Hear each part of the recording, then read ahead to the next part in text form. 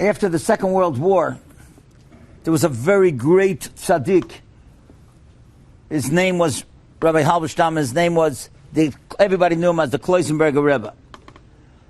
And the Kloisenberger Rebbe Nebuch lost a wife and 11 children in the war. And yet afterwards he went to the DP camps and he gave chizuk to the young boys, to the young girls, and to all the community. Eventually he came to America and he moved to Eretz Yisrael. He built up a whole community. Tremendous person. But while he was in the DP camps, he built a yeshiva. He opened a yeshiva for the young boys. And many of them came. But there was one boy, Meshulam, who didn't want to go. And Meshulam had lost his parents. His siblings were killed in the war. And he didn't want to be religious anymore. And many people tried to talk to him, but it didn't help. He didn't want to talk to anyone. Finally, somebody went to the Kloisenberger Rebbe because they knew that he knew his family. And they said, Rebbe, maybe you'll speak to him. He said, of course, I'll be happy to speak to him. Tell him that I want to see him. Now, when Meshulam heard that the Kloisenberger Rebbe wants to speak to him, of course he had to say yes, he's going to go in. But he knew what the Rebbe would want, that he should become back religious.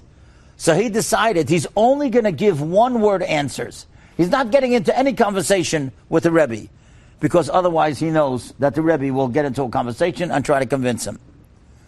So he comes in, and the Rebbe says to him, you're Meshulam? He says, yeah. He says, your father was Leibish? You're the son of Leibish? He said, yeah. The Rebbe says, I heard you used to be a masmid. A masmid means somebody who learned very well, very diligent. He said, yeah. Again, avoiding any conversation. And then suddenly the Rebbe said something, and the kid was so surprised, he wasn't expecting that. The Rebbe looked at him and said, you're angry, right? He looked up at the Rebbe. He said, yeah. He said, I know why you're angry. Because you lost the best ones, and they left you. They took the best ones and they left you. I feel the exact same way. They took my wife and 11 children. They took the best ones and they left me. And all of a sudden the Rebbe started crying and he put his head on the shoulder of Meshulam and he wrapped his arm around Meshulam's shoulder and he started crying. He said, they took the best ones and they left us. They took the best ones and they left us. And all of a sudden Meshulam, all the pent-up emotion came out of him and he started crying. And he couldn't stop crying. And Meshulam told me, I met him when he was an older person. He lived in Baltimore, but he had the relatives in Kew Garden Hills. I met him in Kew Garden Hills. He said, the Rebbe and I cried for 25 minutes in a row. And all the Rebbe kept on repeating was, they took the best ones and they left us. They took the best ones and they left us.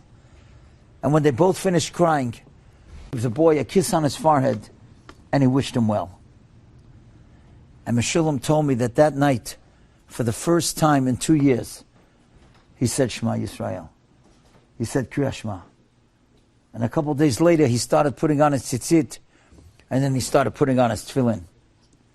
And I said to Meshulam, Meshulam, tell me, what was the difference the way the Rebbe spoke to you and the way everybody else spoke to you? And he told me something that I wrote down that I'll never forget. He said, everyone spoke to my head. The Rebbe spoke to my heart. And that's the difference.